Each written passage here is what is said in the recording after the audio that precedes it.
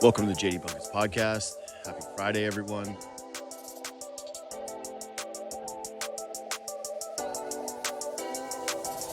Six 0-2 in their last 8.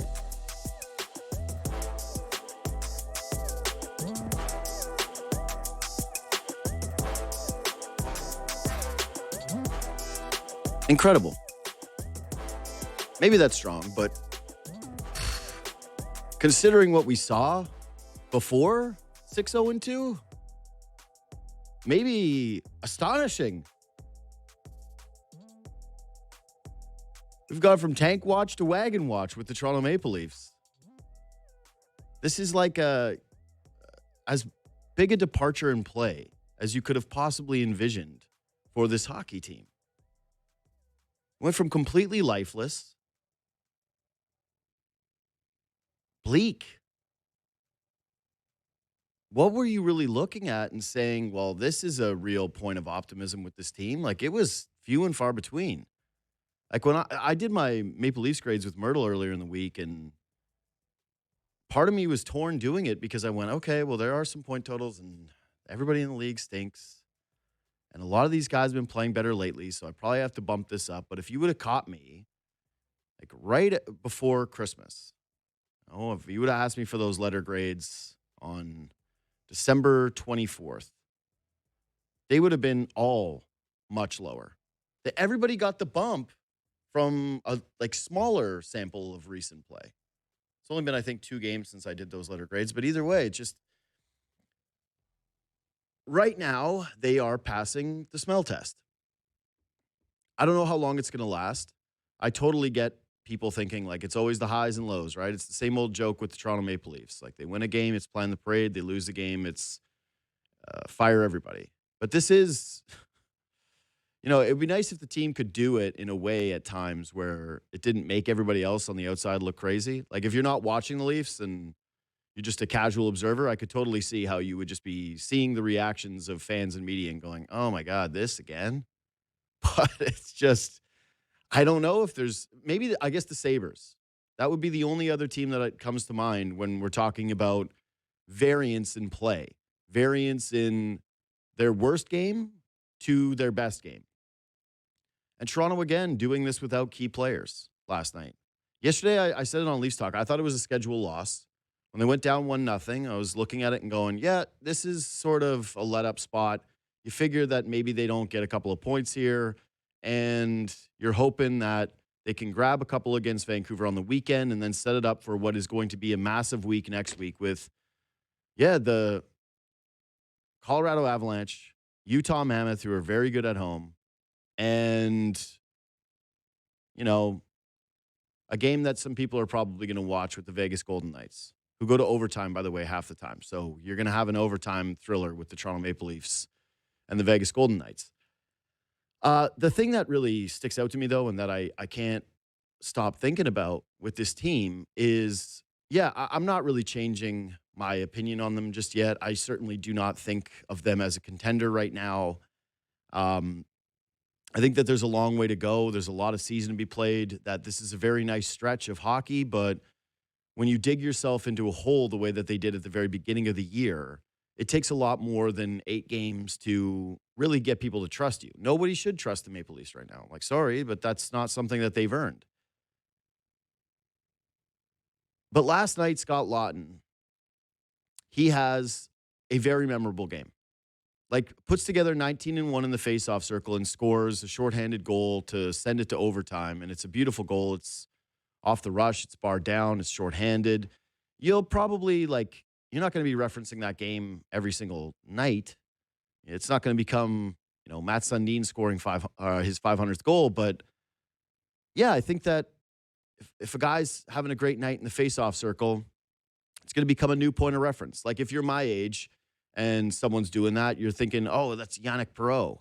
If you're a younger guy, you might be thinking, 10 years from now, if someone's having an amazing night in the faceoff circle, you're like, oh, this is Scotty Laughton-esque. That's the kind of performance it was. He didn't single-handedly lift the Leafs, but he was a massive, massive part of their success last night. And it didn't go unnoticed the way that they celebrated. It didn't go unnoticed to me, the body language of the team. this is kind of silly stuff, but there's a TikTok of Easton Cowan that's gone viral of him dancing. And the Leafs wanted to do it with him. And after the game, he's getting interviewed.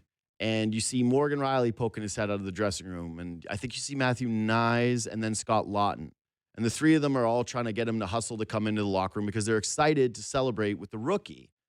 And that's a nice energy to be around. That's the kind of thing that actually makes you feel good about Easton Cowan being on the big club is when they're having successes like this and he gets to feel like one of the guys early on and he's contributing and they've got an environment like that. But in reference to the Scott Lawton and the Troy Stetcher stuff, because, yeah, he took a couple penalties in that game, but just the general attitude of the team. They look like a group this season with having some of those guys that is better suited to endure some of the lulls that come over the course of an 82-game season, just personality-wise and also player makeup-wise. And I was thinking about this morning when I was coming in about how I really love it when there are cities and teams that have a synergy in terms of the style of play, right? So, for example, the Showtime Lakers, they're always kind of trying to recapture that. You're never thinking about, well, the Los Angeles Lakers, that's a defensive powerhouse, and they're always trying to build the next great defense. No, you're thinking about a team full of stars that plays a flashy brand of basketball, and when they acquire a certain amount of talent, is going to be able to just out-talent teams. That's their identity, and it has a synergy with the city. Think about the Pittsburgh Steelers. It is supposed to be a defense.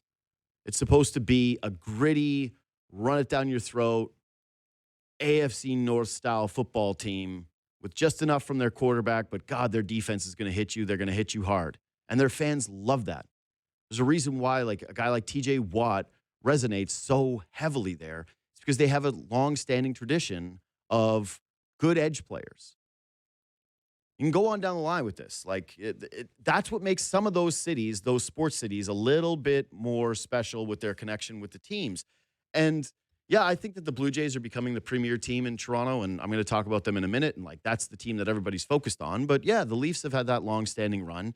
And to me, the synergy between the fan base and the team, it isn't skill. It's been great to have skill. They need more of it. I'm looking forward to William Nylander coming back and hopefully augmenting this team. But it's the blue-collar guy who works his ass off and gives you more than you probably would have expected from him. And I know, like, Scott Lawton's a first-round draft pick. It's not a surprise that he's a good NHL player. But he's a local who cares and shows it with his style of play. Part of the reason Troy Stetcher is so popular is not just because he came in here and performed well and outperformed what a guy that's coming off of waivers in his seventh stop should do for you. Like, yes, that's amazing. Of course, when he's playing 24 minutes a night, it's almost mind-boggling to think of how critical this guy has been from an on-ice play style or need. But if you're the Toronto Maple Leafs, that is one thing that I really believe you should always be thinking about moving forward. Obviously, there was like a zag, right? There was the Berkey stuff where it was, hey, the truculence and people thinking like they went too hard on trying to acquire the Colton Orrs and the players that were mean and nasty and would hit you but maybe couldn't play. And that's not what I'm advocating for. I'm not saying like, hey, just go get a bunch of goons. In fact, like goons don't even really exist anymore. So who cares? It's a kind of a relevant thing to bring up.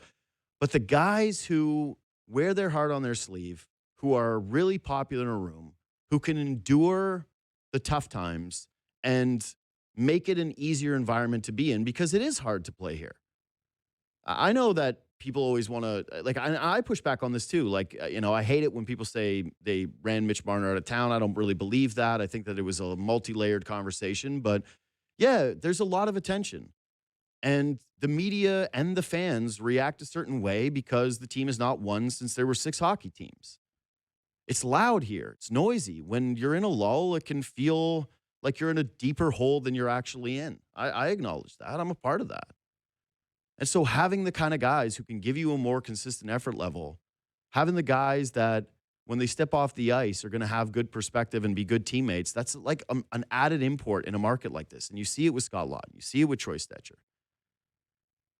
And I kind of when you think about a team that has synergy with a market, that's sort of what the Toronto Maple Leafs should really be. That's why a guy like Gary Roberts, when he comes on, still matters to you. And yes, of course, he was very skilled as well. Like he was a very, very good player, but a guy who got it, a guy who understood the assignment and who felt like the pressure was something that made him want to step up more in the moments. It's why people here love Darcy Tucker. It's like when you can find that blend of contributor, but also hard worker, you are what this market covets more than anything. And yeah, it's going to be harder to find that as hockey goes on and on and on. I was watching my buddy Colby Armstrong talk about this the other day, how, like, the way that they're developing hockey players right now, there's less of an emphasis on the intangibles. But this is an intangibles market. And Scott Laughton is proof of that, and he proved it last night. Anyway, the Toronto Blue Jays, again, the team that's challenging the Maple Leafs for team of the city right now. And yeah, definitely is in this moment. Big things on the table. Still waiting for news on Kyle Tucker, still waiting for news on Bo Bichette. Apparently zooming with the Philadelphia Phillies. I hate that it's gotten to the point now where I'm excited about Bo having a Zoom call with the Phillies because I don't think he's coming back here. And I also really do not want him to go to the Dodgers or play in the American League East. So the Phillies look like it's like a Roy Halladay thing where I go, yeah, okay, that's actually fine. Go be the next former Blue Jays great that plays with the Phillies.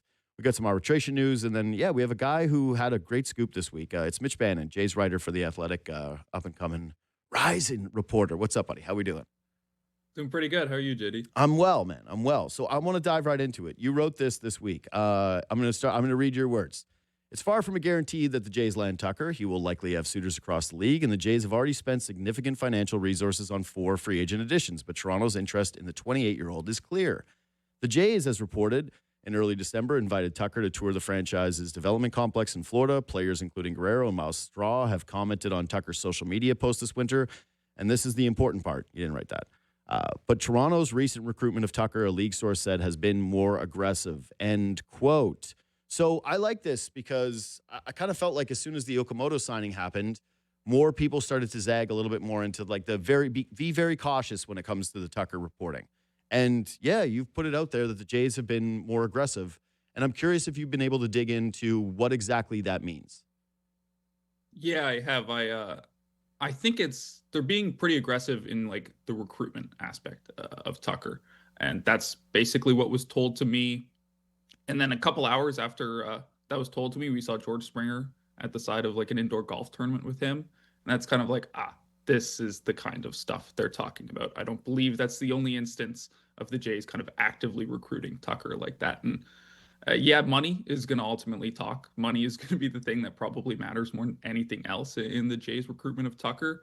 But if you have guys at the side of golf tournaments who are like actively recruiting him, you're big. Like I've been told that George Springer keeps a pretty low profile in the winters. He likes to hole up. It's pretty hard to contact. So the fact that he's out and about and kind of going to these tournaments with Tucker, I think is a good sign that the Jays are quite interested in him. And why wouldn't you be recruiting a player like Kyle Tucker, especially because they've clearly had interest dating back to them bringing him to the facility early in the offseason, and he hasn't signed a contract. So seems like it's a bit of a courting session going on right now, but ultimately I think it's probably going to come down to the contract number. Yeah, listen, I think that where you work matters. The environment that you're entering into, the teammates that you have. Like I've said this already, but if you're Kyle Tucker and you're looking at just the two situations in terms of where you're more likely to be happy, right? So the Mets are a team that's in the mix. Do you want to go to a Mets team that has had a year where it seemed like everybody hated each other and they're dysfunctional? Or do you want to go to Toronto where it seems as though everybody gets along and you're probably going to be a little bit better supported by your teammates and maybe even have some closer friends, right? And Miles Straw is his buddy, and it looks like he and George Springer have a relationship. Like, those things matter, but yes, money. This he wants a lot of money. He's going to need a lot of money. I've talked to a bunch of people who have mentioned that his number, the $400 million, was at one point a possibility and now is not even close to a reality. When I hear that they're getting more aggressive in their pursuit, though, that you're saying that doesn't include them being more aggressive by saying, hey, they've upped the offer. I don't know that, if I'm being perfectly honest. Like, I know they have talked to him about the framework of a deal. I don't know if like the framework they're discussing now is like a larger framework than the one they were discussing like when they first got in contact with him. I just don't know if that aspect has been more aggressive. I Mhm. kind of presume it is, just because the later the offseason goes, you probably talk about different iterations. Maybe you talk about deferred money, you talk about opt-outs. You just like get more creative because the thing is he hasn't signed yet. And if the Jays and Tucker were like in agreement on the years, the dollars, and he wanted to come here, Kyle Tucker would probably be a Toronto Blue Jay right now. Mhm. Like, there's clearly a gap somewhere, whether or not that's him wanting to wait out the market to see if someone else will get even more aggressive, him still having questions about coming to Toronto, or most likely the contract offer, either the years or the AAV, is just not up to what he's looking for. And I think you're right. He entered the offseason looking for a very high number. And so I kind of presume they're still willing to wait because the thing about this market, and I know a lot of people have talked about like how slow the hitting side, the top hitters have moved. Mhm. Look around at all like the top teams that haven't signed a hitter. I think that is kind of it's a self-perpetuating problem when like the Red Sox haven't signed anybody, the Mhm. Dodgers haven't made a big hitting ad, the Mets haven't signed anybody. The Jays, although they brought in Okamoto, are still kind of in this mix. Like all of the players can look at all those teams and say, well, this should be a bidding war for me, except there's like four players who are probably thinking the same thing and four teams who are thinking, well, I can just snatch one of these guys. So it's kind of been a self-perpetuating problem. And I think once one or two of these dominoes goes, hopefully sooner than later, things will start to fall into place. Yeah, that's kind of the outsider's read on this for me, which is you've got all four of these guys standing around going, "No, you do it. You sign first." Because that is going to be able to, yeah, potentially up the desperation level for some of these other teams. Like it's been said before, but okay, so like if you're Bo Bichette, for example, right? You're taking this Zoom meeting with the Philadelphia Phillies. Yeah, okay, you might get really excited about what they have to offer, and they might be getting in the ballpark of the money that you had hoped for or that you were willing to sign for. But you got to be monitoring Alex Bregman and thinking, man, if he was to sign with the Diamondbacks and the Red Sox are left holding the bag, are they not going to circle back with me and up the offer and get more aggressive? Because how could they show face with their fan base? And it's like the same thing with the Yankees. There's reports now, I think it was out today, that Boris and Bellinger are looking for 30 million plus a year, and they're looking for a 7-year deal. So that's what, $210 million? So if Kyle Tucker is sitting there waiting and he's looking at Cody Bellinger, and Cody Bellinger is able to get that deal, right? If he gets $210 million, how is he not going to be able to go look at those other franchises and say, man, if that's what Cody Bellinger's worth, well, like I'm younger and I'm more prolific, so what am I worth? I got to be closer to the number that I was originally going for. I got to be worth more than $30 million a season. So, yeah, I do wonder when this is going to start to move and who's going to be the first guy that gets snapped up and how much that actually impacts the rest of these teams. Because the one thing that the Blue Jays have at their disposal is they don't have to act with desperation like the other teams that you mentioned. They're okay being able to sit back and say, listen, look at the roster that we have, look at the money that we've spent, look at the track record that we had a year ago. It seems as though their position would be more so like when you report that they're more aggressive, that it makes sense to me that it's more aggressive in trying to get players around him and show them their interest in him rather than it is change the dollar value and start to be the ones that are escalating it because they're the team that least likely, in my opinion, would have to be acting that way out of desperation to be upping the money. Yeah, 100%. The Jays are in a great spot. And I know like there's going to be a lot of fans who are like not happy if they don't end up with one of Tucker and one of Bo. And I get it. Like it would be very fun for the Toronto Blue Jays to Mhm. have the offseason they've had so far and then add kind of like a no doubt all-star on top of all that, who'd probably be like the crowning jewel of the offseason for them. That would be really cool. But they're also in a place where like they have a full roster right now. Mhm. Adding Bo or adding Tucker probably means like a guy like Nathan Lucas, who was a big part of last year, is not on the 2026 Blue Jays, or Anthony Santander, who was not a big part of last year, but could be a big part of future Blue Jays teams, is not on the team next year. Like it's going to cost someone a roster spot. It's going to cost a couple guys significant playing time. And the Jays can kind of sit back and I think like even right now, even if like the Yankees sign Bellinger and Bo goes to the Red Sox, I still think the Jays are probably the American League favorites at that point. Like the division would be very impressive, but I still think they should be the favorites. So yeah, they're kind of in a look at what we've done, look at our team. You should probably be really wanting to sign with us position right now, which is a great position to be in. But we'll see if a team like the Mets, team like the Dodgers, maybe the Yankees get really weird if they don't get Bellinger and go for Tucker, and they say, look at our roster, but also look at this like really big check. So we'll see.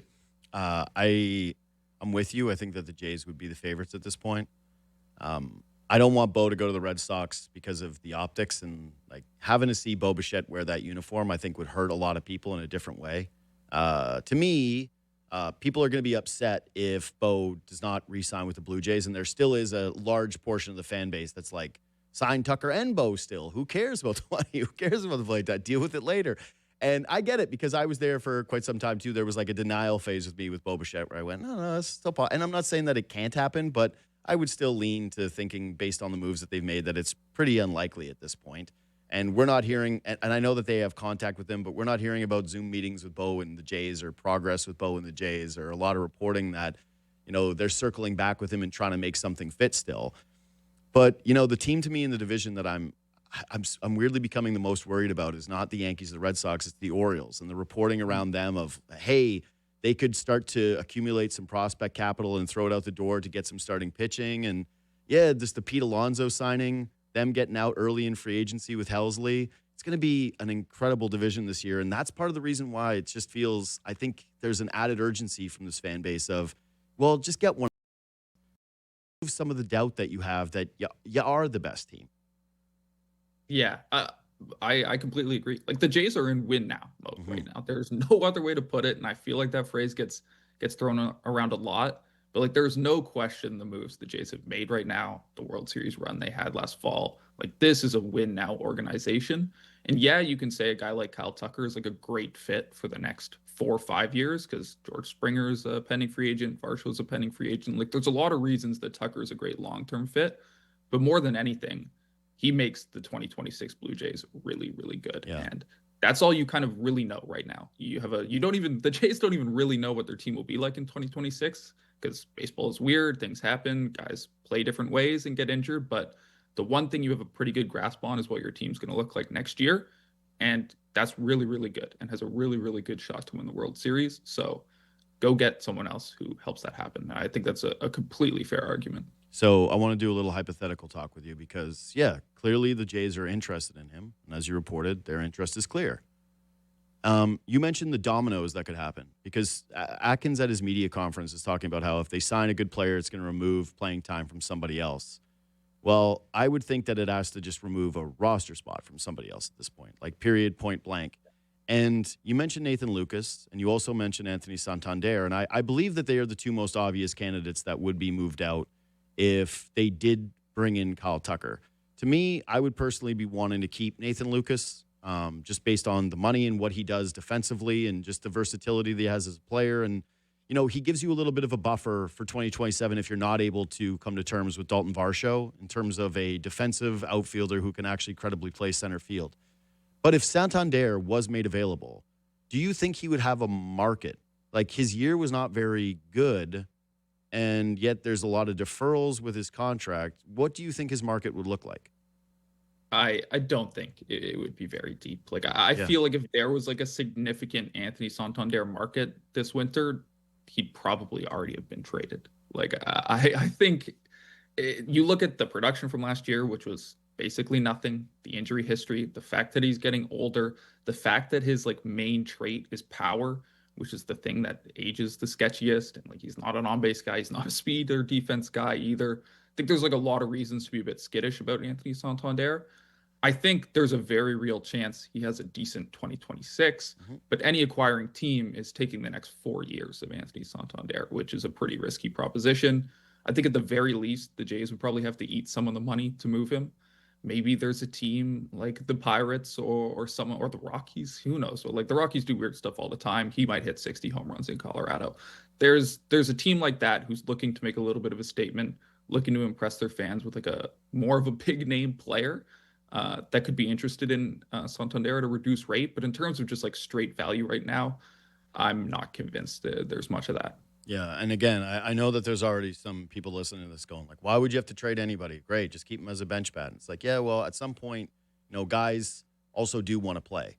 If you're Anthony Santander and they bring in Kyle Tucker and now you're a fourth outfielder, I don't know how that's going to sit with you. Like, is he really going to play every single game in left field for you? I'm dubious about that as well. Okay, Yeah, and so I think that's a good point, JD, because I know a lot of people I've seen have said like, oh, like they should sign Bo and then Ernie becomes a bench player. They should sign Tucker and yeah, then Santander and Lucas become bench players. You go be John Schneider and tell Ernie Clement coming off a 4-win season and an almost World Series MVP that he's going to start the season on the bench. You go do the same to Nathan Lucas, who spent the entire playoffs hitting in your 2 hole, and Anthony Santander, who's hit 45 home runs before. Like, it's a lot easier said than done. And for a team that really kind of lauds their clubhouse culture, you don't want 3 guys who are like pissed about how much they're playing in that yeah. clubhouse because you brought in a new guy. Well, not just okay. So I think people are confusing the World Series run with like a regular season opening day situation where you go, yeah, Chris Bassett is more than thrilled to jump into the bullpen and provide for this baseball team when he knows there's 4 guys that are, better starting options than him come playoff time, and he just wants to find any way to contribute. But heading into free agency, this was always my thing with the Bassett side was if someone's going to offer him a chance to pitch and still be a starting pitcher, he's going to want that more than being a reliever on the Blue Jays, who has a long man role. People are like, just pay him more money. It is more complicated with that, with a lot of these guys. And it's the same thing, like you just said, the bench players, the idea that everyone is just going to automatically want to sign up to being a bench guy. Well, you just looked at Ernie Clement. He just went to arbitration, right? Got $4 million.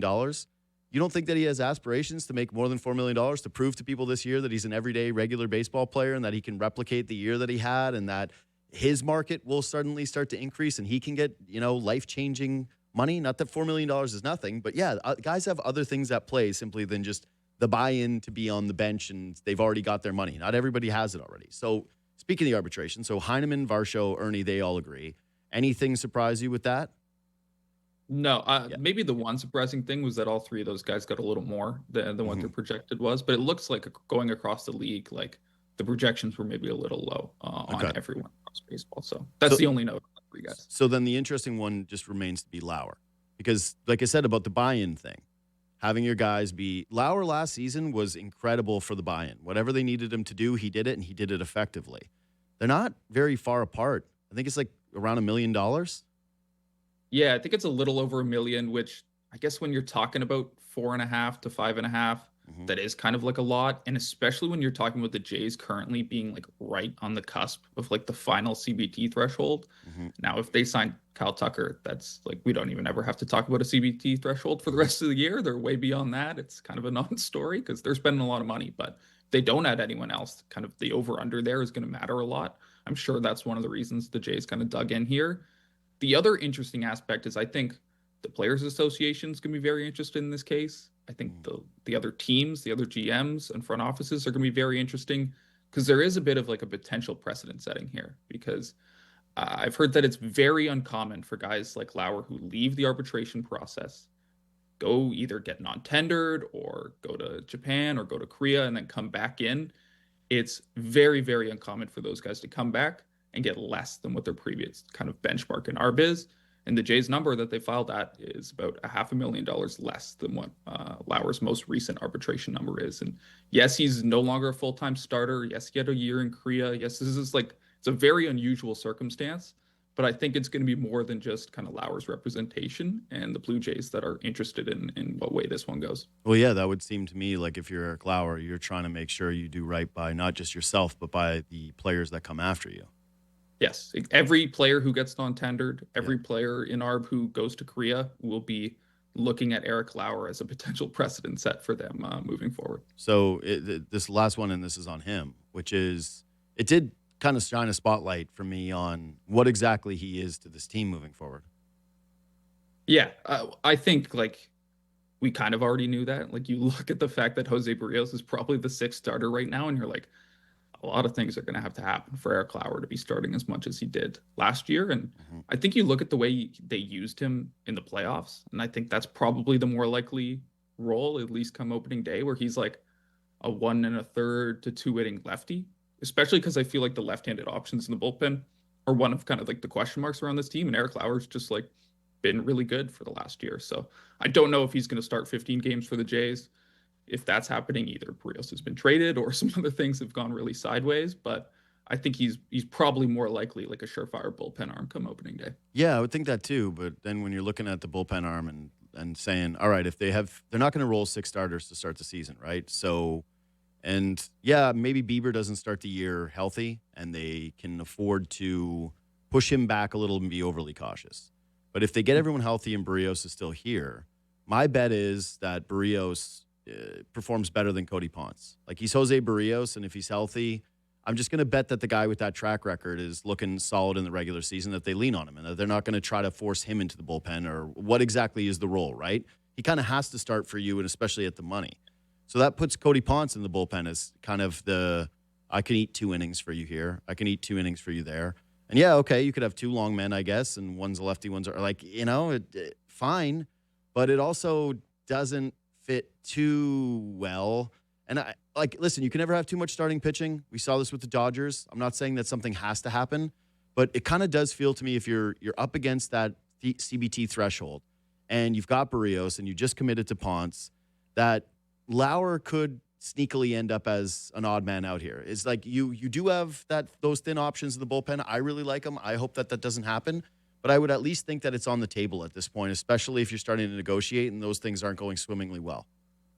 Yeah, I think you can kind of look at most of the guys in the bullpen right now as that, because I know why you mentioned Lauer specifically, because he's a long man, and you like having 2 of those guys is just not really sustainable in 2026 baseball. And I completely agree with that. But I think you can kind of zoom out at like 80% of the bullpen right now, and you look at how many guys they have, and you look at how many of those guys are not optionable right now. And I think the Jays, given the fact that like right now Mason Flaherty and Braden Fisher would probably start the season in AAA, and they have depth behind those guys as well. If a team came knocking for Brendan Little, or a team came knocking for another non-optionable reliever, I'm sure the Jays would be open to having that conversation.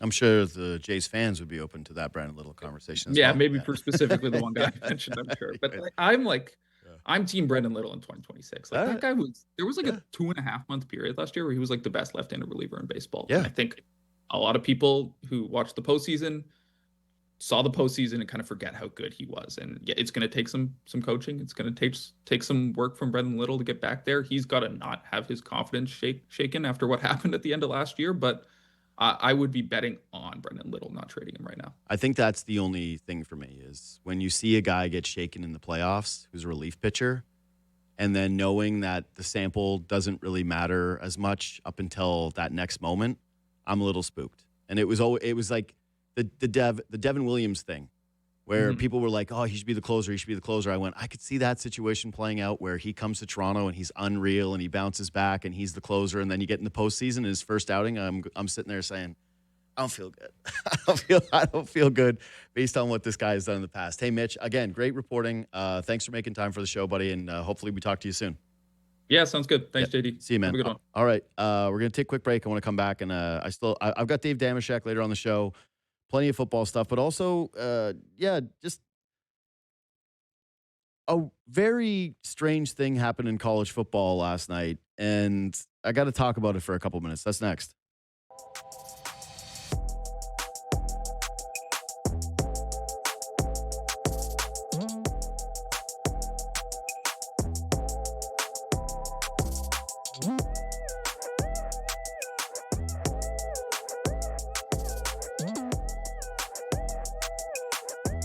Okay, so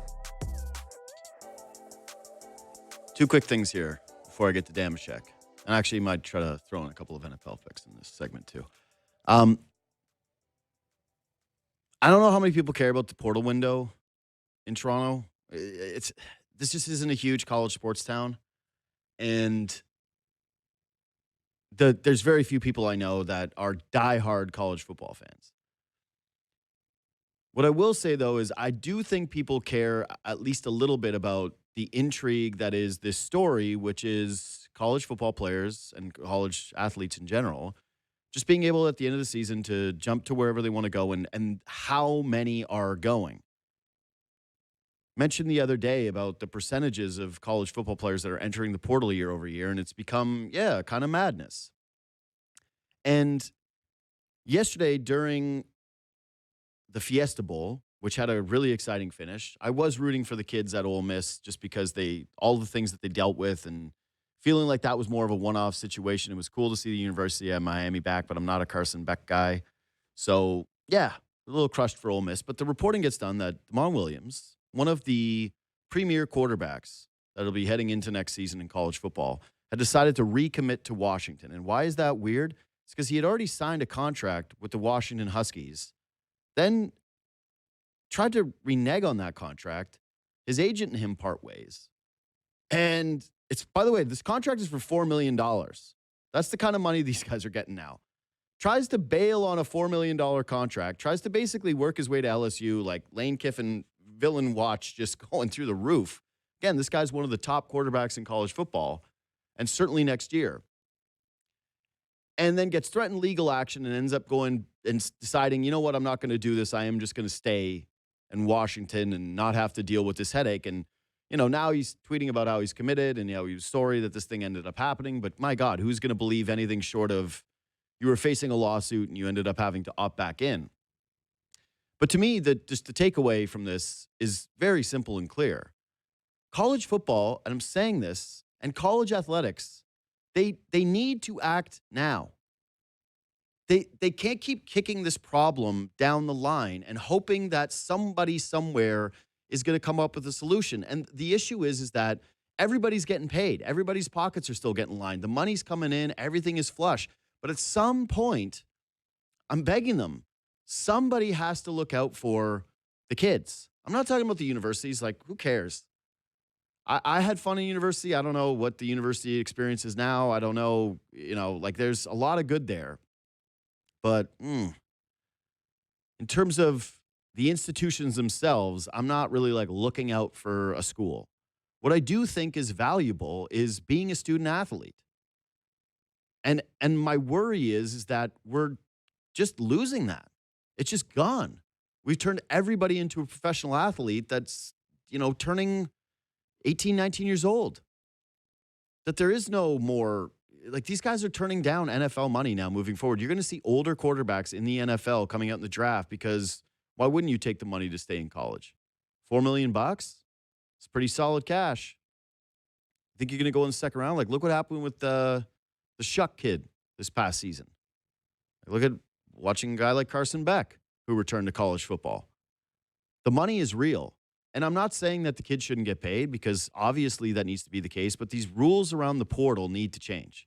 It's so obvious. When you're getting a guy who's already committed to a program, trying to leave the program, and then basically causing a massive amount of dysfunction and changing the discussion around what should just be about a college bowl game into what's going to happen with the future of one of the top quarterbacks, you have a massive problem. And at some point, I don't know. You're clearly going to be oversized in a matchup against the people that are caring about the money around college athletics, just like we talk about with youth sports. Like I said, this isn't just a hockey problem. Hockey is the poster boy for youth sports because it was already expensive to begin with because of the equipment and because of the ice time. But the commodification of youth sports, the fact that hedge funds invest in them is pretty spooky. People are trying to take away sports as something that was a side part of your life into big, big, big business all around from the time that your kid first starts. And with college kids, it is still supposed to be college athletics. And at some point, someone's going to have to decide whether or not that's just, it's just a lower level of professional sports because that's what it seems to be turning into quickly.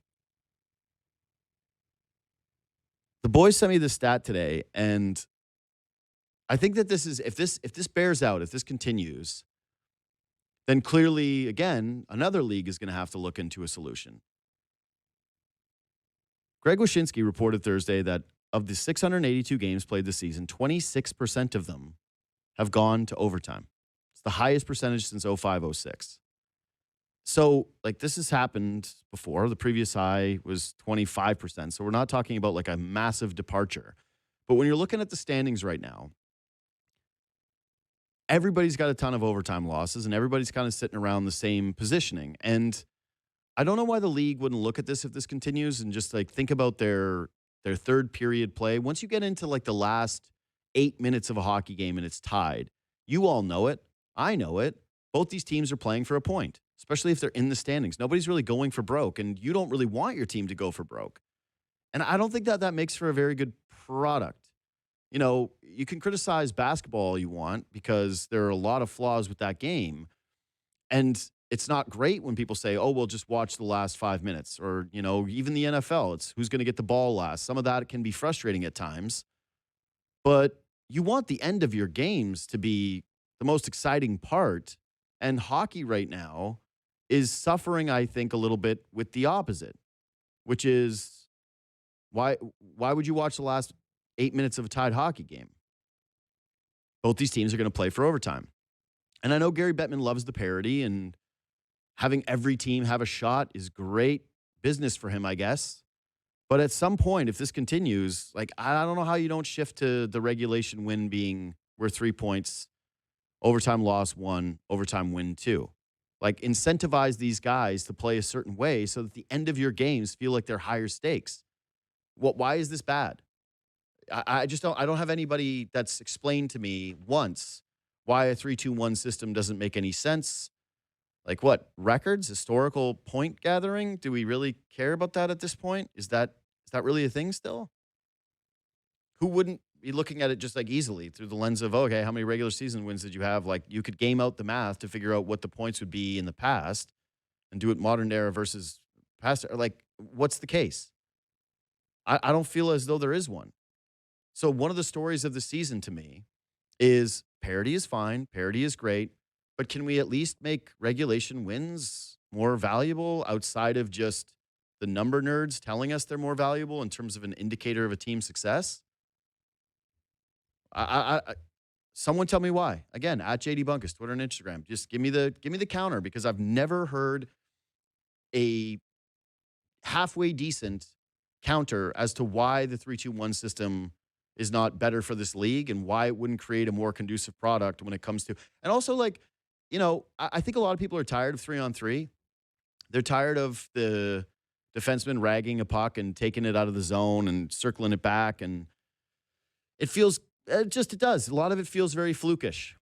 It doesn't feel materially different to me than watching a shootout. That was always people's complaint is, well, a shootout is just a skills competition. It's not real hockey. And we're like, is 3-on-3 really any different? Is 3-on-3 as exciting as it was to you when it was first put in? Personally, I don't really care for it. I don't view it as something that is fun to talk about or discuss, or, you know, there's some entertaining exchanges, and it was last night, right? Like that was a really hectic finish to the game and it was entertaining, but I'm never hoping that a game goes to overtime so I can see 3-on-3. Let's put it that way. I'm never like, oh man, I really hope that we get some 3-on-3 tonight. I'd like to see the last 8 minutes of a hockey game, the last 10 minutes of a hockey game that's tied, feel like both teams are really playing for something. And then when you are watching the standings, feeling as though, yeah, you could really move up because you are winning regulation games. You are punished a little bit for going to overtime. It just makes way too much sense for me. And again, these percentages are not massively different, 26 and 25%. But this season, with the way the standings are, my thought is I would rather have it where it would be even more exciting knowing that a team could make these massive leaps.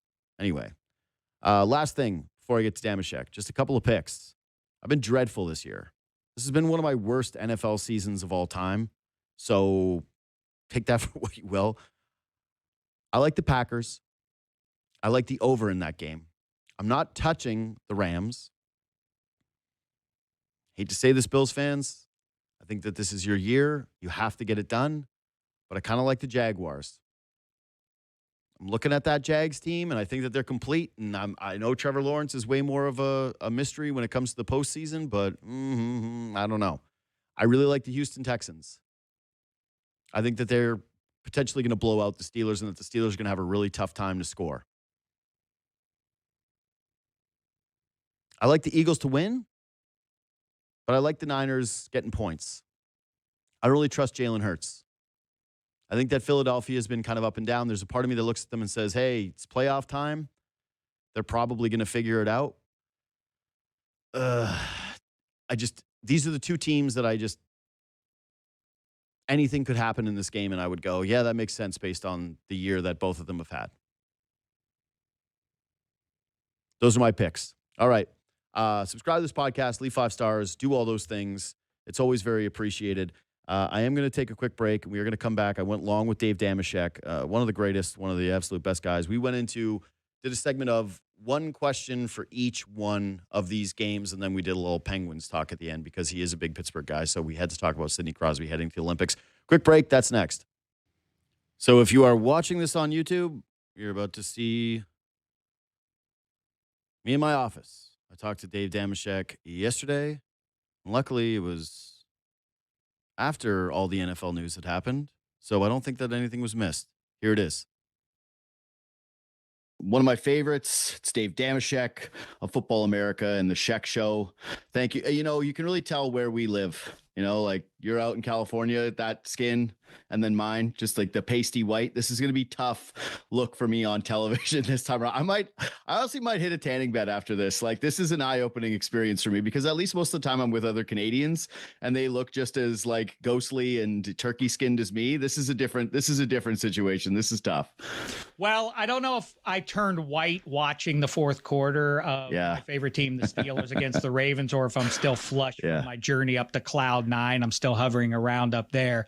Yeah. These are the good Bunkis. These are the good times for me. Yeah. The Pittsburgh Pirates. I know you had a great time with your Jays last October, but I like where my Buccos are headed. I certainly like where my Pittsburgh Penguins are headed. And at least Rodgers and Tomlin survived to give me one more game at minimum. Oh, okay. This is good because so the way I'm going to do today is we're going to do a football preview, but I've got one question about each game. All right. So we're going to stick it. I know you and I are both very long-winded guys. I was like, we got to have a segment that fits the two of us. And that is one question each matchup, but I'm cheating because I kind of have two with your Steelers. And I got to say, was there no part of you that kind of hoped that field goal was going to go through, thinking like, hey, maybe this is the end of Tomlin. Hey, maybe this is a fresh start. I've seen this movie now for how many years has it been of Tomlin? It's got to be close to 19 years. Yeah, 19 years, 2 decades. Like 2 decades in a relationship, you start to get a little curious about what might be on the other side. Yeah. And, given the results too, obviously, if there were some Super Bowl trips and maybe an extra Lombardi or 3 laying around, I would not be at all asking those questions. But given the way the last decade's gone and the fact that it included a first ballot Hall of Famer, likely first ballot Hall of Famer in Roethlisberger, and Le'Veon Bell and Antonio Brown, and that amounted to 0 Super Bowl trips. Yes, of course, you look around and then the ensuing 5 years since Roethlisberger and the flailing about to try and find someone else's legend to play mercenary, even though he's washed up. I get all of that. I don't think, to answer your question, I don't think just because they did win that game that it necessarily means that Tomlin's on great footing here. I continue to find it awfully fishy that Adam Schefter, are we to believe that Adam Schefter reported there's a loophole in the contract that come March, the Steelers don't have to extend Tomlin. They can get out from under the deal. Do you think Adam Schefter was just going over the fine print and coaching contracts and stumbled across that one? Or is it more likely someone in the Steelers organization let Adam Schefter know that? Or maybe the agent of a prospective coach let that be known? Or maybe Mike Tomlin's people let Adam Schefter know that? One way or the other, it's not just a random occurrence that news comes up. Hey, did you know about this loophole in Mike Tomlin's contract? I also don't think Ryan Clark would be talking about what somebody as close to the Steelers and particularly to Mike Tomlin would be talking about. I think both sides are talking about if a divorce would be better for both sides, I think. So I still think it could happen. There's 2 fascinating takeaways from that. One, that there's a potential that Zach Taylor is the only coach standing out of Stefanski, Harbaugh, and Tomlin. And 2 is that someone actually listens to what Ryan Clark says. That's huge. That's big news. That's my guy. Yeah. Someone's listening to Ryan Clark. Amazing. Okay. So here's my question for this game. Are the Texans the most disrespected team in the playoffs right now? 3 losses to open the season, 12-2 after that, only losses in Seattle, and a last-minute field goal to the Broncos in a game that CJ Stroud left early.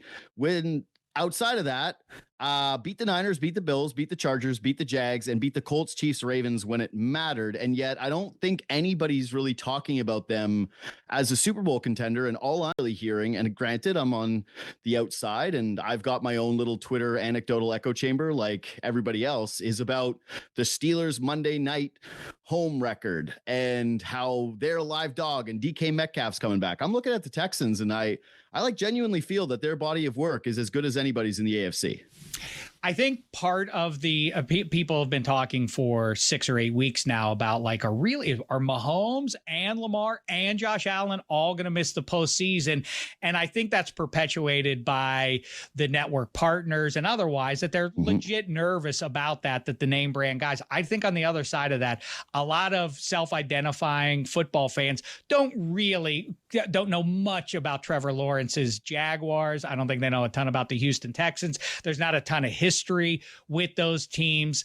I think that's what it's owed to. But yeah, the Jags, I said 2 months ago, we're going to end up holding on to win the AFC South because they had the easier path. But the Houston Texans are, in fact, the top to bottom best AFC team. They are completely hiding in the weeds from everybody. I feels like, to your point, a lot of people are paying them no mind. I think absolutely they have a chance. The obstacle for them is that they have to win 3 road games to get to the Super Bowl. But otherwise, I think this is a mighty bunch and defense carries in the playoffs. Yeah. And I look at their defense and it's them in Seattle. Feel like they're a class above everybody else. Denver, where they Philly, those would be the other ones I threw. Yeah, I kind of have those ones like a little tier below though. Like I've seen more humanity, if that makes sense, from the other two teams, where like they've looked more human at times than Seattle and Houston, who have been just on like an absolute warpath. And yeah, the thing with CJ Stroud is I don't think he's convinced anybody. I don't think anyone is like a hardcore CJ Stroud believer, but this is a guy who a couple of years ago when he was a rookie, we were talking about being one of the next great guys and has been competent. They've gotten by, they've got good weapons. Like, listen, I actually think that the Steelers are absolutely a live dog in this game because they have been, I think, actually a little bit underappreciated this year. They had that blowout loss to the Bills where they were leading, but then completely fell apart. And I felt like that was like the referendum moment on them. Like, hey, these guys are total frauds. They're not doing anything this year. But secretly, Rodgers' numbers are decent. You know, they did win that division.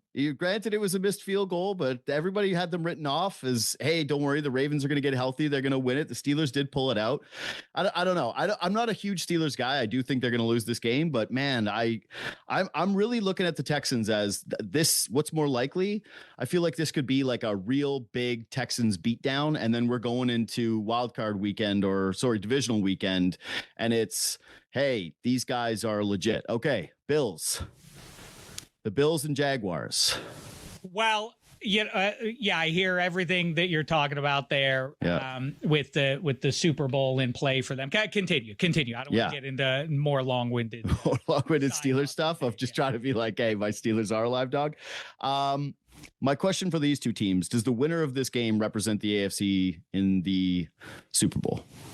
Boy, this is the most offered up narrative, is that because it's a tight game and tough to call, that people think whoever survives is going to the Super Bowl.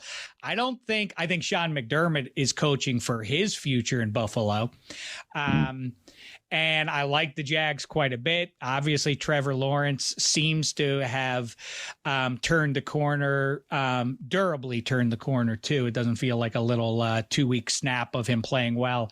In this case, I think Buffalo survives. I'm going more on gut than I am any sort of X and O related matter here. I guess my bottom line answer to you is no. I don't think that the winner of this game goes to the Super Bowl. I'm riding with specifically the Denver Broncos for two very the advanced analytics come playoff time. I get it, but I go much more basic. 2 factors. One, since we went to the one team gets a bye system, previous to that in this century, 75-ish% of the teams that had a bye went to the Super Bowl. Even now, with only one team getting a bye, it still is 50% of the teams. So that means obviously Denver has a good shot. And the season that quarterbacks here in the quarterback league win the Super Bowl most often is in their sophomore years. You don't believe that that's going to happen because we all like the name brands and Patrick Mahomes and Lamar and all of that. But in fact, it is the guys in their second seasons that get it done in the 21st century. So for that reason, I think it's the Broncos going to the Super Bowl from the AFC. I like the pick. What I will say, though, is I need my Seahawks to go to the Super Bowl, and I just can't envision a scenario where it's Sam Darnold and Bo Nix. So I'm going to lead with that this is going to be somebody else. To me, it's just like the reason why I think this is a thing is beyond it being a close matchup.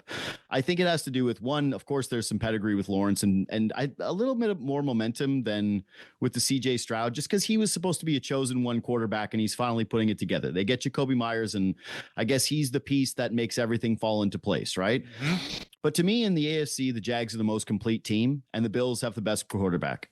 And so when you're facing each other in this game, I'm going, all right, whoever comes out of this is going to have a discernible advantage against the rest of the field outside of Denver with the break. And yeah, better coach. I would still say I'm giving it to Sean Payton over Liam Cohen, even though he had a great year. But yeah, I like whoever comes out of this matchup. And this, I'm sneaking in kind of a second one. I'm cheating. I'm breaking my own rules already. Is there a team with more pressure on them than the Buffalo Bills in the entire postseason? No, I mean, it's not close between McDermott and Josh Allen. Both those are the two guys that got to get it done. The team that's kicking themselves the most as we enter this tournament of the survivors of the regular season, it's got to be the Rams. How sick must they be based on what happened in those 8 minutes in Seattle? Otherwise, they're the 1 seed and the heavy favorite to go to the Super Bowl. Yeah, I considered the Rams for this because I was like, well, how many years left do they have of Stafford? We already had McVay retirement rumors. Here's the other thing, very quick. But they got I don't mean to go on a tangent. Yeah, go.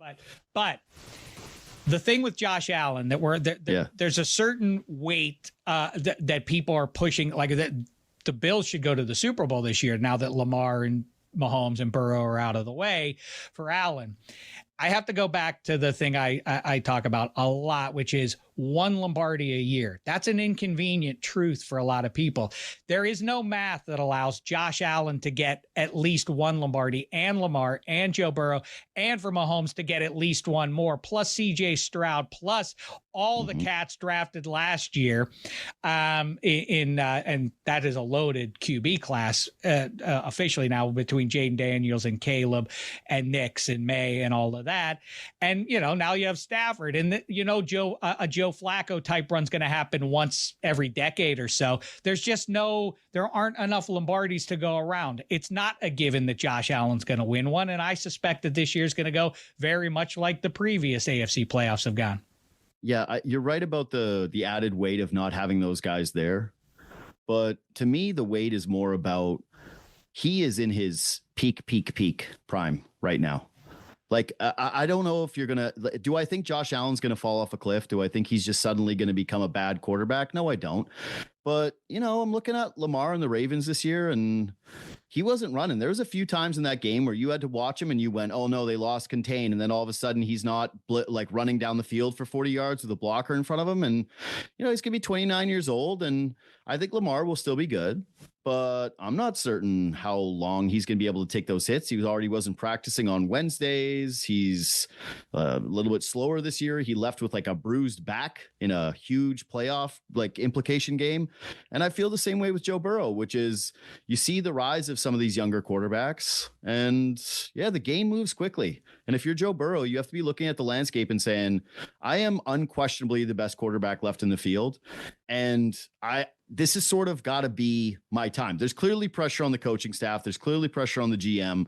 But if I'm just looking at it through the lens of we think these things last longer than they do. A year ago, we were doing this with Mahomes where he lost in a Super Bowl and was like, don't worry, he'll be back. And then look at this season. It's like these things can fall apart quickly. And so if I've got Josh Allen right now in his primiest of primes, you better believe that I'm feeling the pressure. And speaking of those other quarterbacks. I'll say this too, just to round it out. Yeah. Lamar and Mahomes and Burrow and Allen have all probably already played with the best roster any of them have ever played with. It probably is diminishing total top to bottom rosters because they're taking up more, a higher percentage of the cap hit. And Josh Allen, as a result of that, in part, has the curse of supposed to on him over Trevor Lawrence. And otherwise, he's supposed to get it done here with all those other guys out of the way. That's extra pressure.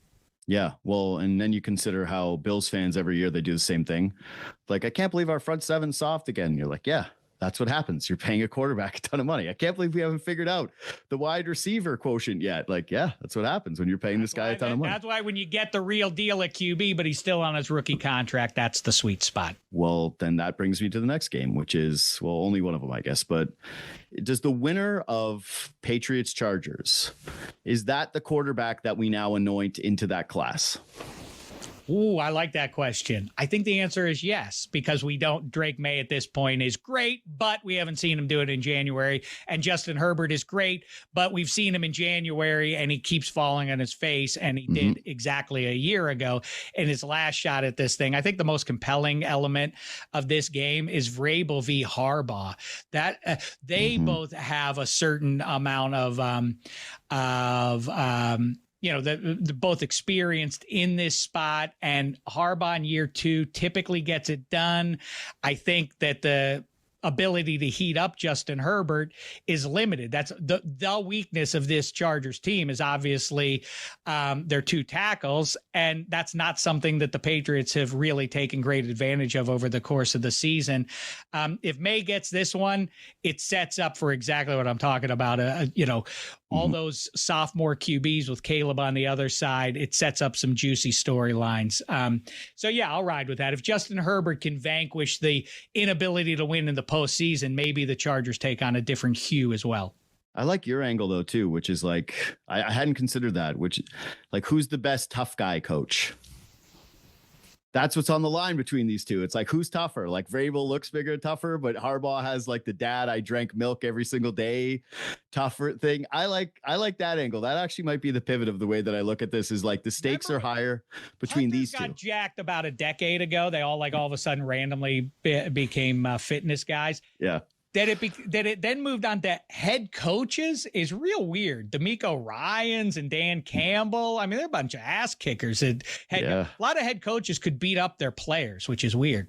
Yeah. Well, I think Dan Campbell for what, like 6 more games is the head coach. Yeah, I don't think he's lasting very long. I think Detroit's. I think he's on very thin ice.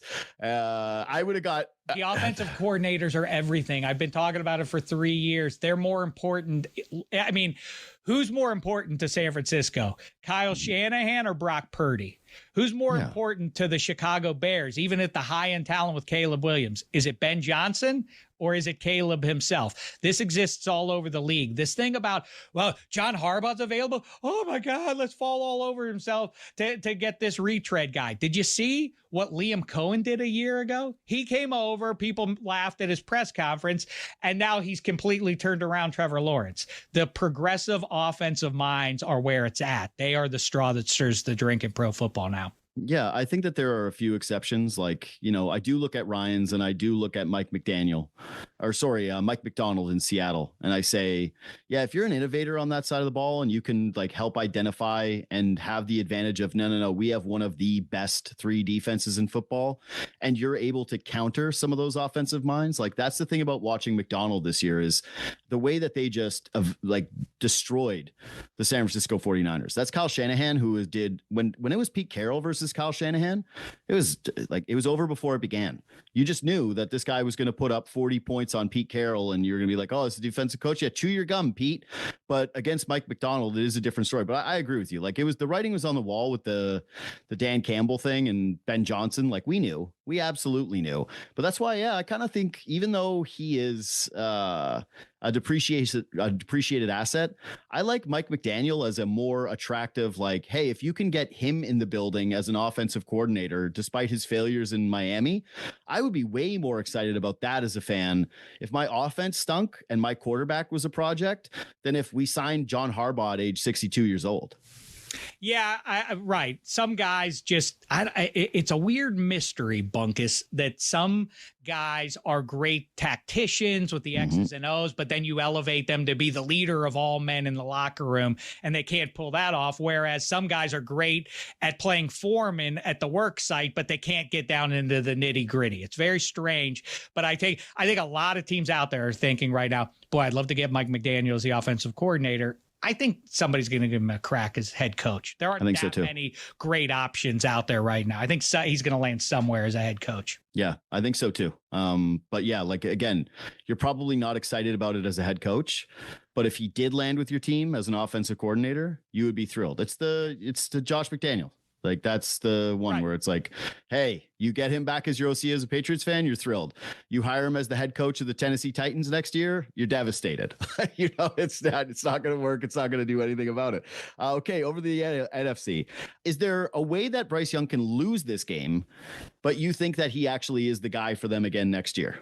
Where you're confident, you go, yeah, you know what? I kind of like this guy. I want to see him next year, and he deserves that starting spot no matter what. Well, I don't have to tell a Seahawks fan about the Beastquake run or whatever you guys call it up there. It's the Beastquake. Don't say whatever we call it. It's a little baby stiff arm. Let's call Beast Mode or Beastquake. Yeah. I get Beastquake. Confused by it. I remember he grabbed his balls at the end of it. He sure did. The signature move. So that. I guess we shouldn't be completely floored if the Panthers were to win this one.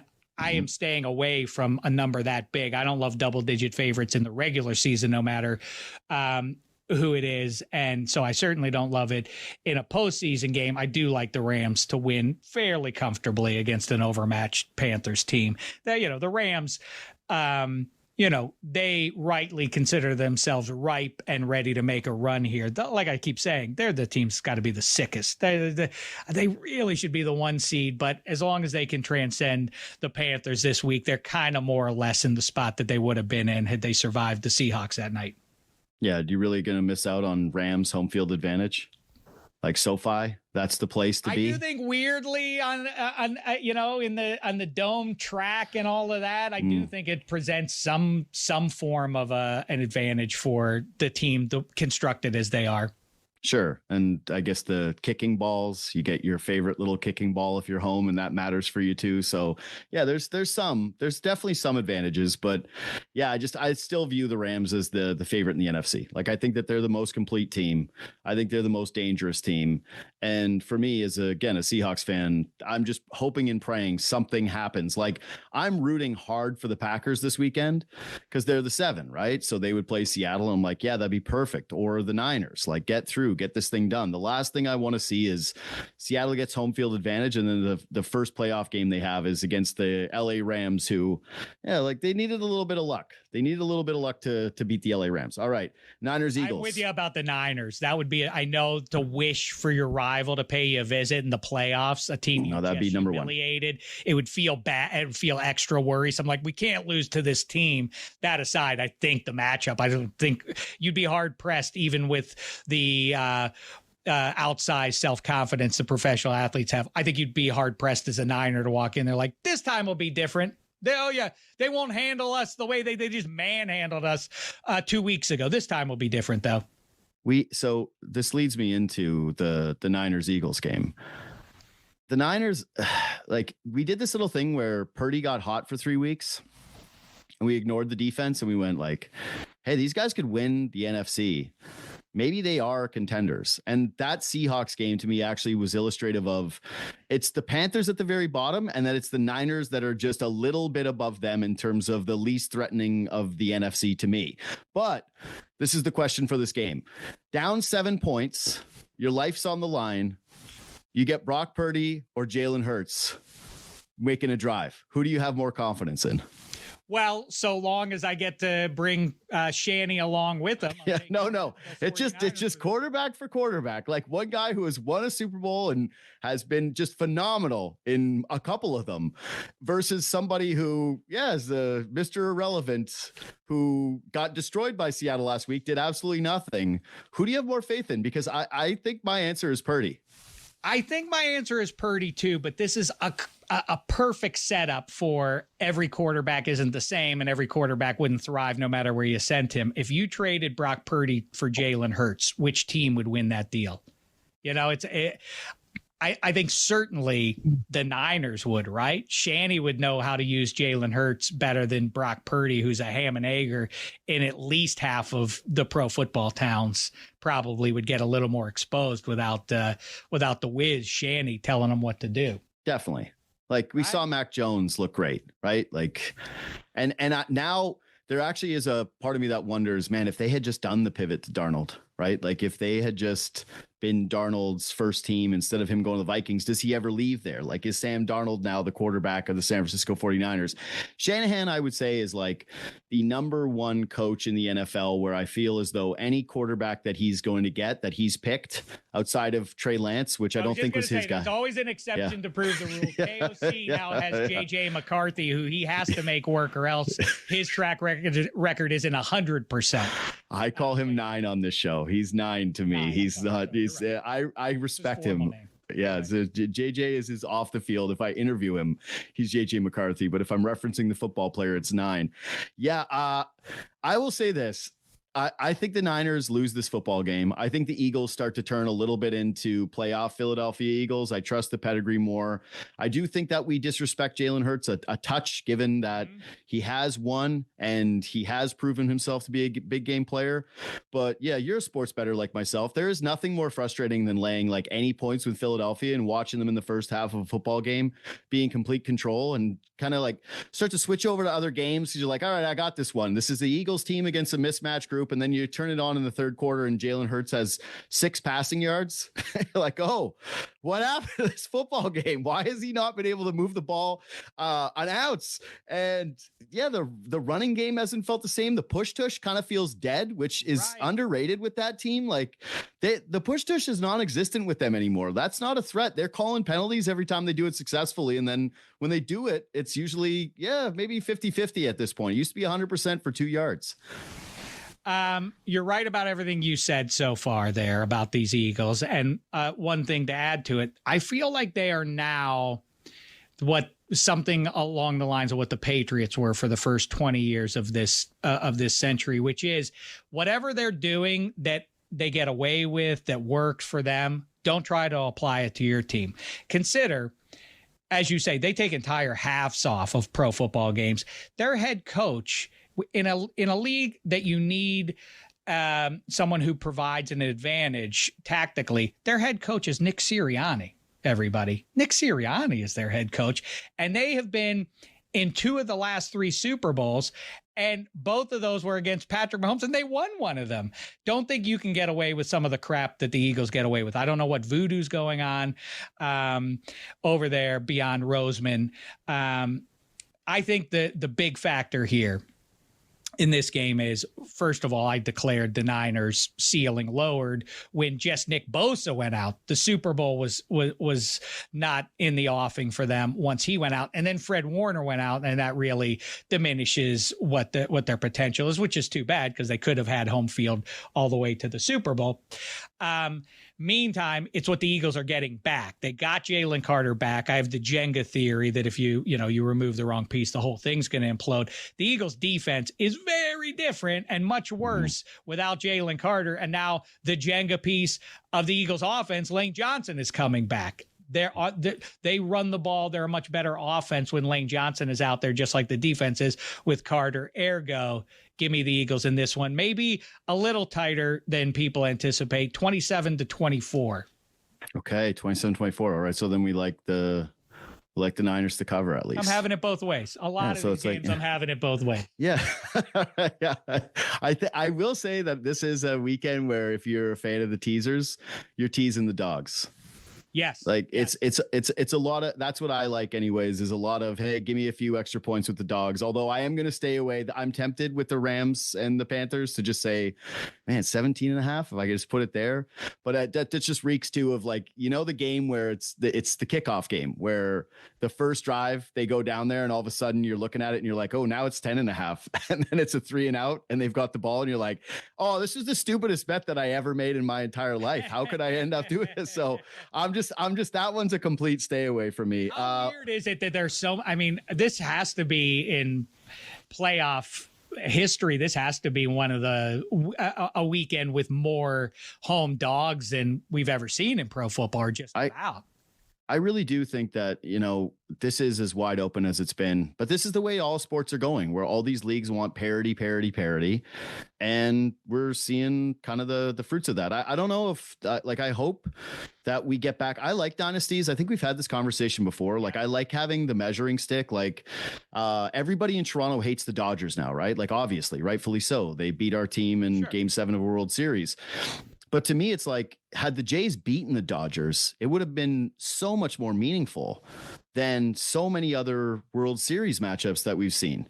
And it's like, having that measuring stick team is like what makes these games memorable. If it's just, no offense to the Jaguars, but if I'm saying you're the most balanced, complete team in the AFC this year, am I really going to remember Broncos Jaguars 10 years from now? Like, parity, am I going to be? You know what the synonym for parity is? Mediocrity. And that's what we're seeing. And when you get into a situation where the vibe is, hey, they're all coin flips. Well, we can just save a lot of time and just flip coins and not have bodily injuries to any other human beings and just do that and gather around and watch everybody shout out heads or tails. Your number is eventually going to come up based on that unless you're completely incompetent. And as far as that goes, thank goodness for the Woody Johnsons and the Haslams of the world, because if it weren't for their abject incompetence, that would already be exposed. Every team's number would eventually come up, except that these bum teams get in their own way and prevent that from happening. Yeah, I agree with you. Of course,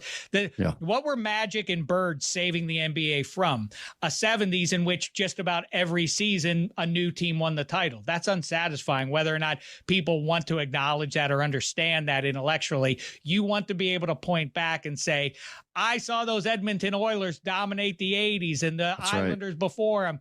And that Penguins team won back-to-back, but they almost won a third. And if they would have, where would they rank? And those are the Cowboys. LeBron has been because I saw him do this, but the Dubs with Steph really resonate and will 25 and 50 years from now. You know who won't? The Supersonics, who won the title in 77.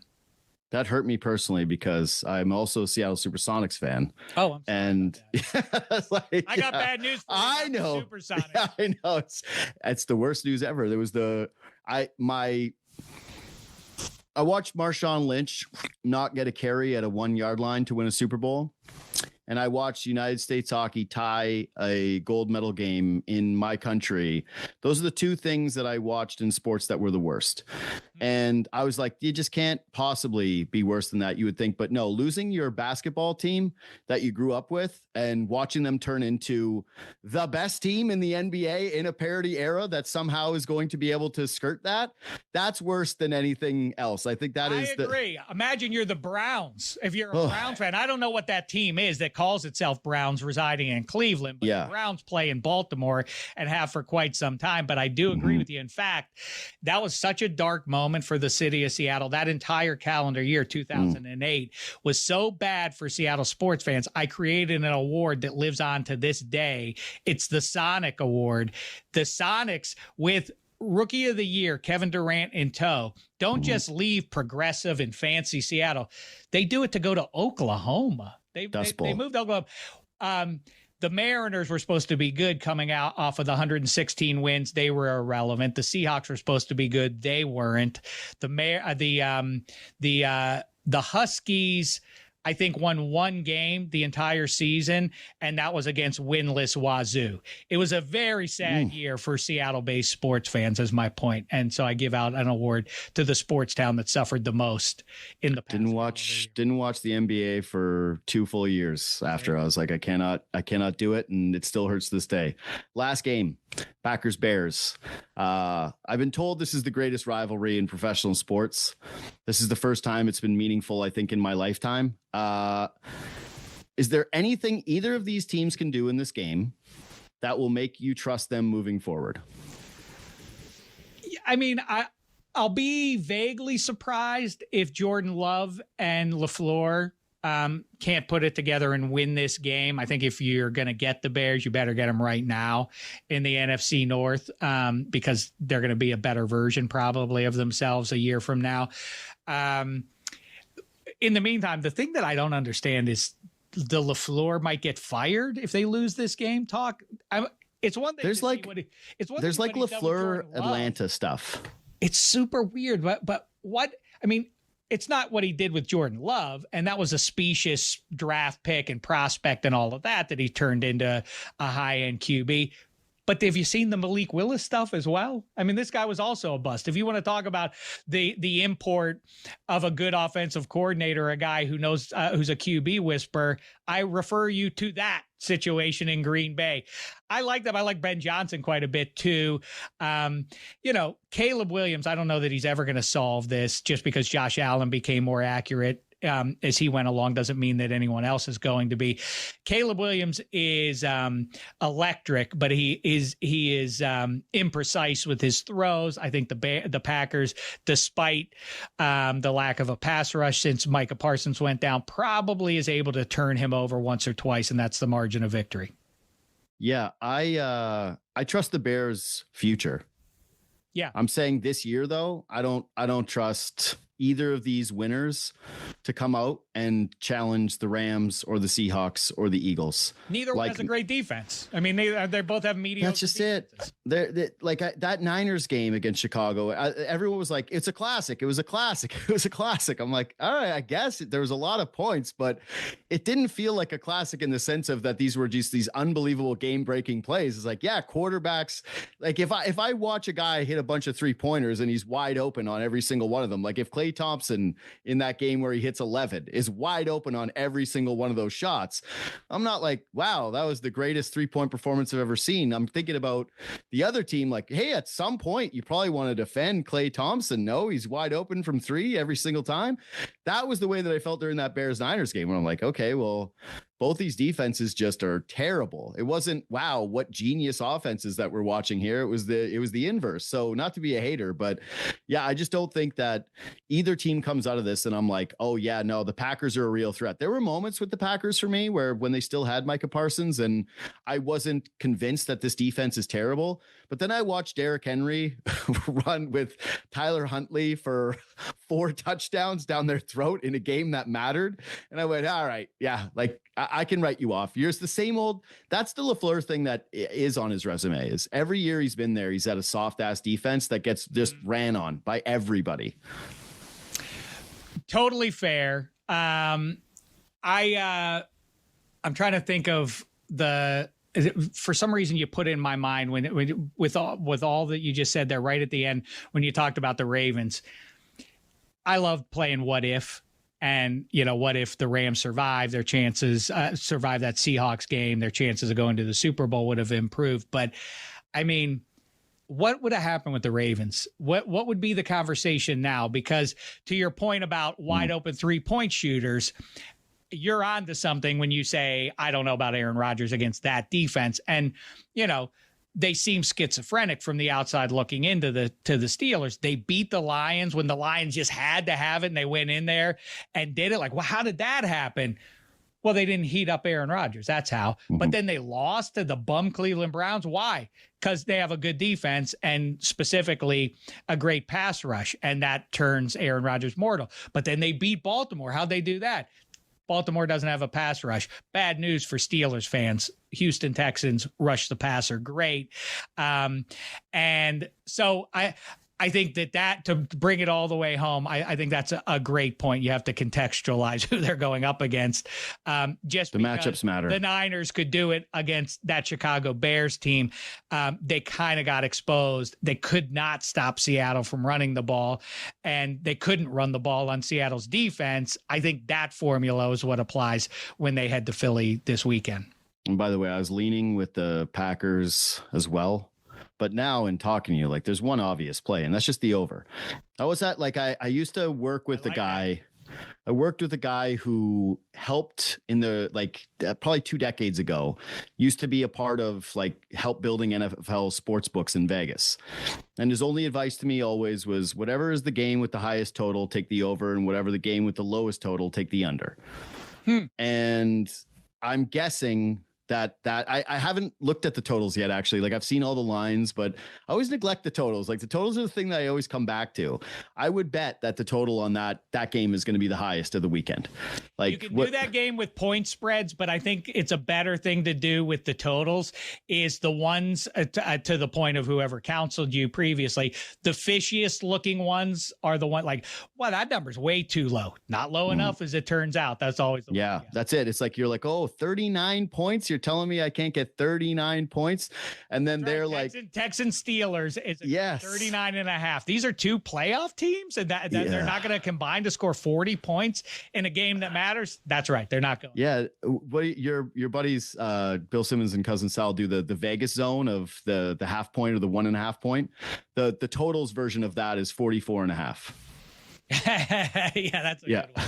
Yeah, 44.5 is the Vegas zone. They're we don't know. Maybe it's this, maybe it's that. I was talking. I was texting with those guys and another Boston guy yesterday. They're already talking about, by the way, they're talking about the new era of the Patriots. And of course, everyone likes it that's associated with Boston except for Tom Brady, who hates Drake May. Well, Simmons was talking about the, I don't know that he stumbled across it. I was there because I'm an old man. I was at the 1979 and 78 AFC title games, both against the Houston Oilers, not the Texans. But when I think of Steelers and Texans, I hearken back to 2002, the most impossible box score in pro football history. David Carr, the rookie QB for the brand new Houston Texans, over the course of the whole game, not for one drive, goes 3 out of 10 for 33 passing yards. They run the ball collectively 26 times for 37 yards. Tommy Maddox for the Steelers throws for 320. They run the ball for 120. The time of possession favors the Steelers 2-1, literally 40-20. Final score, Texans win it 24-6. Impossible. Yeah, that is truly you can never replicate that. That will never, ever happen again. That is people like the scoregami thing. I much prefer that. That is way more interesting to me than scoregami is hey, a team with that amount of yards, that amount of passing yards ending up with 24 points. New game, Bunkis. Here's a new game for you and me. We find weird box scores and we keep them from each other. And then we say, guess what the final score to this game was based on the information I'm giving you. I was unfortunately on the wrong end of that last weekend in the final weekend of betting where I was certainly Shedeur Sanders won't score any points, and he didn't. But he ended up with 2 defensive touchdowns. It was 2 missed extra points. That's a bad beat. They carried Myles Garrett. I know. Off the field. Yeah, I know. They carried him off the field, then fired the head coach. They're the best. Yeah, I saw your tweet. I laughed. Yeah. I will say, what was funnier though, Browns fans carrying him off the field or Zach Taylor pretending he was really upset that they did celebrate the what is the biggest moment in modern day Browns history? What else is it? I mean, had Baker Mayfield's Bucks survived and made the playoffs, this would sound better, but that they on purpose traded away Baker Mayfield, who in one of his last acts when he was healthy with Cleveland, went into Pittsburgh and beat the Steelers in a playoff game. And they were like, not good enough. We got to give $230 million to this ne'er-do-well on purpose instead. And by the way, the element of that everybody just completely forgets. They're like, what do you think? Baker Mayfield, if he stays in Cleveland, he just turns into Tom Brady? No, but I also think that team would have been pretty good given that they also gave away all sorts of draft picks to get him too. They also would have drafted all around him, and that roster would be very different than it now stands. Yeah, I think the Browns are going to stay the Browns. The Jets are going to stay the Jets. And it's going to be that's actually the one nice thing about parity era is that it hasn't taken away from us yet the dregs of the league. We still have depend on them. We need that's those what I mean. heroes to stay incompetent or else it just lays bare that this is just communism. That's I like that. So many people love football. A high percentage of people who identify as football fans hate communism. They have heaven forbid, socialism. You know, your favorite sport is pretty socialist, right? Yeah, that's it. Well, you're loving it in hockey though now, because this is Sid's best shot, is getting into the playoffs again, because the NHL, Gary Bettman's dream of everybody's just 500. Nobody can jump anybody. Everybody's a playoff team. Sid's back.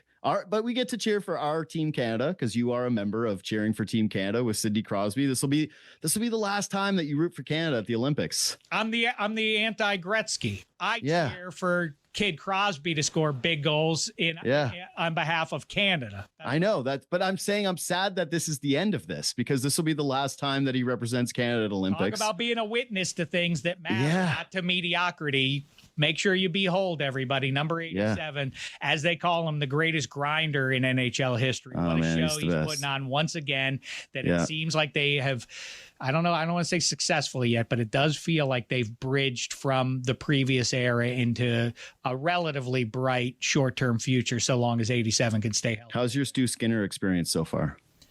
He's fine. I mean, he's a placeholder for them. You know, that I went into this season with not just the hope that they could, you know, keep up a little bit and be relevant at least into February or March to hold my attention. That's what sports are good for, is distracting us from regular life and giving us something to look forward to on random Thursday nights.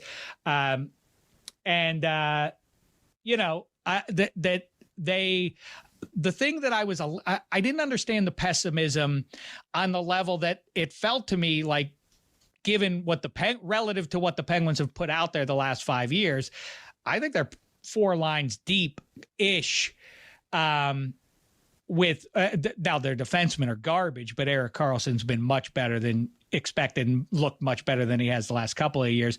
But they're plenty good. They're plenty good up front. So I'm not completely stunned by what's happening. That said, you know, if the goaltending lets them down this year, it's not the end of the world.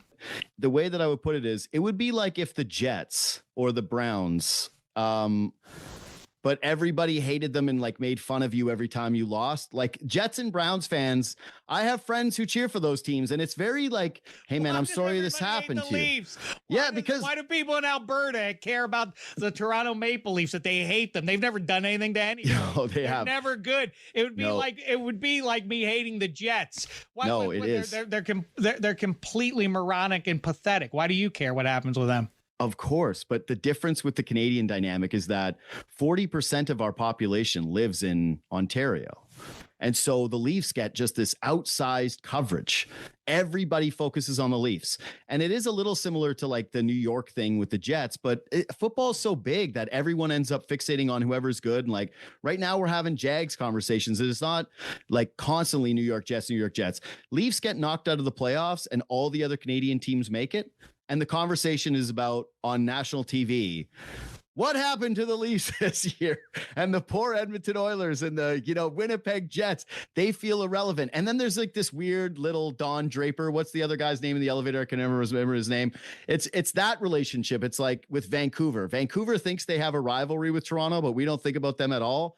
And yet they're like, we're the world-class city. We're like, we don't care. Do whatever you want out there. Like I've never had a conversation living with someone in Toronto like, oh, Vancouver, like never, ever, ever. But they despise that Toronto is this thing to Canada that gets all the coverage. So I think it's mostly that. It's like I would akin it to Seahawks fans a little bit, because they always feel disrespected because they don't get the East Coast media, right?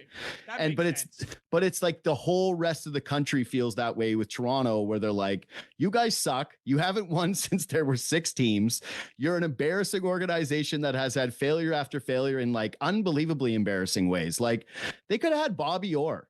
And they didn't get him because he was in their backyard in a time where everyone just got the guys on their hockey team that were like in their backyards. So they got to scout this guy. They're like, hey, is he? And the Leafs are like, nah. Leafs could have got Wayne Gretzky. They were like, nah, we don't really want Wayne Gretzky. He's at the end of his career. And then he goes on and he still ends up being like, they're just an embarrassment. So that's the one we should have what if there are so many inflection points that the NHL could be in a better spot. And thank goodness 87 came along with Ovechkin and company and kind of saved the sport there, or else I don't know where it would be. But they're very Magic and Bird. Before the Devils just about killed the sport with their 95 title with the clutch and grab nonsense. Yeah, I mean that 93, what could have been Leafs and Penguins. Instead, you get David Volek and Gretzky. That was your one. That was the one you should have gotten. That's the one the NHL should have gotten. If it's not the high flying 2-time champion Penguins, if you had Habs Leafs for the cup, I mean, what a dream. Yeah, everything's different here. Although they probably would have lost that Canadiens team, if I'm being dead honest. And so then it would be like the biggest brag that Habs fans would have. And the actual only city that we care about in Toronto is Montreal. So yeah, no, it probably wouldn't have been a good thing. Dave, incredible, man. I know you did your show before mine, so you're just like on what, like 4 straight hours of podcasting here. Well, I'm so sorry. I was late, and I appreciate you bearing with me because I was because as you mentioned, I'm a blowhard, and I talk too much on my show, and now I talk too much on yours. I appreciate you hanging in with me. Hey, no, it was awesome, man. Thanks for doing this. Hey, Bunkis, you're sincerely one of the best in the biz. And hey, thanks, man. For your ongoing success. I feel the same about you, man. So thank you so much for doing this. We'll catch up again soon. We won't go this long without doing it. Great. No, listen, next time, let's make sure that you pay a visit to Football America. Yeah, let me know. Anytime, man. All right. We'll see you soon, Dave.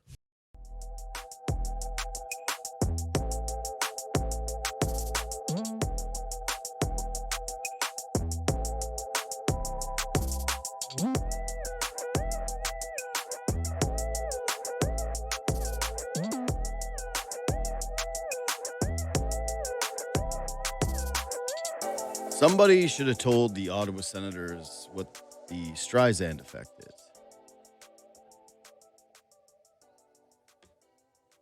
Yesterday, they decided to go to social media and post this, quote, "Our organization was extremely disappointed to read the completely fabricated and false stories that are spreading around social media about our hockey club.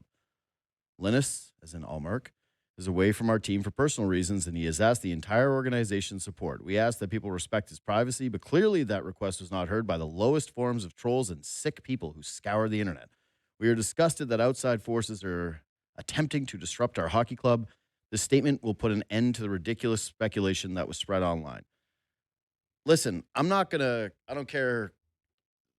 I'm pretty online. I hate it. It's just some of it's a byproduct of the job. I try to disconnect from it when I can. But yeah, there's just, when things are happening, sports things are happening, you're part of it online. I've tried to remove the pressure of you have to tweet this or do this. Like, nobody cares. Nobody cares if you're tweeting. You're not Elliot Friedman. You're not Jeff Passan. Nobody's waiting for your tweets. The Streisand effect, for those of you that don't know, is she got put in an episode of South Park, made fun of her, and instead of just taking it on the chin, she blew it out and got angry about it, and it brought more attention to the episode, and now people know about it. Mecca Streisand. And I just feel like that's what the Senators did here. I don't really understand why they would do this, like why they would feel compelled to go to social media and amplify a story that I wouldn't have touched it. I don't think the panel yesterday would have touched it. I don't think anybody would have really gone into detail about this. They would have kind of let it dissipate, run its course, disappear, let it be a rumor for a small select group of people online. And instead, it's blown out now into a much, much, much bigger thing. So my recommendation to teams moving forward and to just people in general, companies, whatever it is, if you're dealing with stuff online, the idea that you need to go out and make a statement and all of a sudden address it and make something public and try to defend, it's never going to work well. It's never going to work well. The more you try to defend something, just the more you amplify it, the more you continue a conversation. You want to beat social media trolls? There's only one way, and that is ignore. Ignore. Ignore. Mute. Step offline for a while. There's going to be a new story tomorrow. That's the way this works. So really dumb move by them. Sorry, you could say they were trying to defend their player and all this crap. It's dumb. It was a dumb, dumb, dumb decision, and I don't want to see a world where this happens more frequently, where stupid rumors emanate online and then all of a sudden teams are addressing them publicly. Like, get out of here with that. Subscribe to the pod. We'll see you on Monday.